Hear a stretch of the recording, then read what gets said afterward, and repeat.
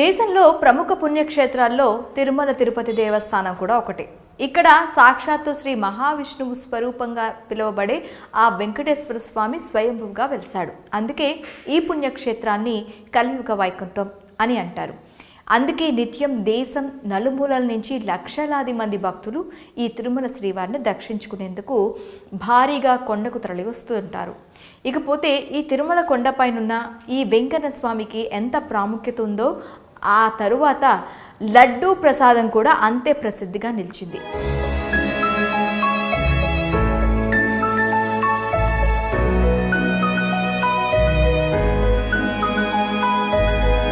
అయితే తరతరాలుగా తిరుమలలో శ్రీ వెంకటేశ్వర స్వామి దర్శనానికి తొలి ప్రాధాన్యత ఇస్తూ మలి ప్రాధాన్యతగా లడ్డూ ప్రసాదానికి ఇవ్వడం ఆనవాయితీగా వస్తుంది. అందుకే ప్రతి ఒక్క భక్తుడు స్వామివారిని దర్శించుకున్న తరువాత ఆ వారికి అత్యంత ప్రీతి అయిన లడ్డూ ప్రసాదం కావాలని తాపత్రయపడుతూ ఉంటారు.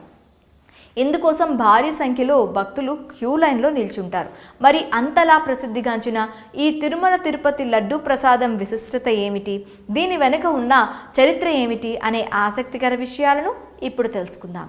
తిరుమలలో ఆ శ్రీవారి లడ్డూ ప్రసాదం వెనుక చరిత్ర ఏమిటంటే, క్రీస్తు శకం 1444లో తిరుమలలోని శ్రీవారికి సుఖియం నైవేద్యం సమర్పించేవారు. ఆ తర్వాత క్రీస్తు శకం 1455లో అప్పం, క్రీస్తు శకం 1461లో వడ, క్రీస్తు శకం 1469లో అత్తి రసం పేర్లతో తయారు చేసిన ప్రసాదాలను స్వామివారికి నివేదించేవారు. అది కాస్త క్రీస్తు శకం 1480లో మనోహరం పేరుతో తీపి పదార్థాన్ని నైవేద్యంగా స్వామివారికి సమర్పించడం జరిగింది. ఇదే కాలక్రమంగా క్రీస్తు శకం 1804 సంవత్సరంలో ఉమ్మడి మద్రాసు రాష్ట్ర ప్రాంతాన్ని పాలించే ఈస్ట్ ఇండియా కంపెనీ హయాంలో శనగపిండి పాకంతో తయారు చేసిన బూందీని ప్రసాదంగా వినియోగించే ఆచారం ప్రారంభమైంది. అదే భక్తులకు ప్రసాదంగా పంచేవారు. కానీ కాలక్రమంలో ఈ తీపి ప్రసాదమైన బూందీ రూపాంతరం చెంది లడ్డూగా తయారైనట్లు తెలుస్తోంది.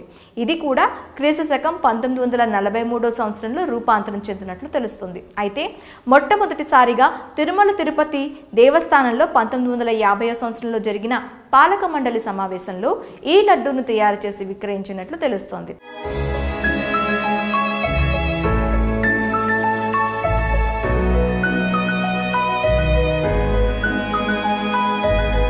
ఇక దీనికి కొలమానంగా ఒక పడి అని నిర్ణయించారు. అయితే ఇక్కడ పడి అంటే 51 లడ్డూల్ని అర్థం. ఇలా కాలక్రమంలో తిరుమలలో పెరుగుతూ వస్తున్న రద్దీ కారణంగా అనేక పడులు పెంచుకుంటూ వచ్చి చివరకు అనుసరిస్తున్న పడితరం స్కేల్ ఏదైతే ఉందో 2001 సంవత్సరంలో తిరుమల తిరుపతి దేవస్థానం వారు బోర్డులో తీసుకున్న నిర్ణయమే ఇప్పటికీ అక్కడ అనుసరిస్తున్నారు. అయితే అక్కడ 51 లడ్డు తయారు చేయడానికి నెయ్యి, బెల్లం, శనగపప్పు, యాలకలు, ఎండు ద్రాక్ష ఇలాంటివన్నీ ఒక కొలమానంగా తీసుకొని ముందు బూందీగా తయారు చేసి ఆ తర్వాత దానిని లడ్డూగా మలుస్తారు.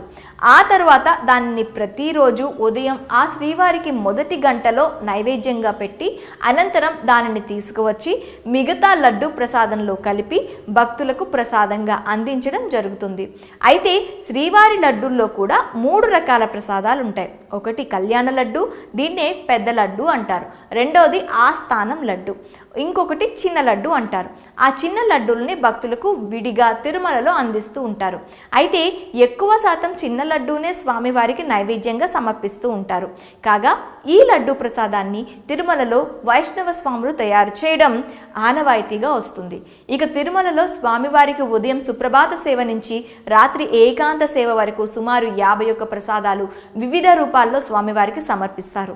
వీటిలో ప్రత్యేకమైన స్థానం పొందినది మాత్రం లడ్డు, వడ.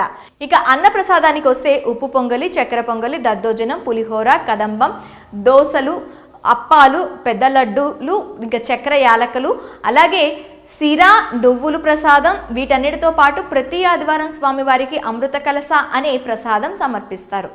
దీన్ని కూడా గర్ద ప్రసాదం అంటారు. వీటితో పాటు పలు పండ్లను కూడా తిరుమల శ్రీవారికి ప్రసాదంగా సమర్పిస్తారు.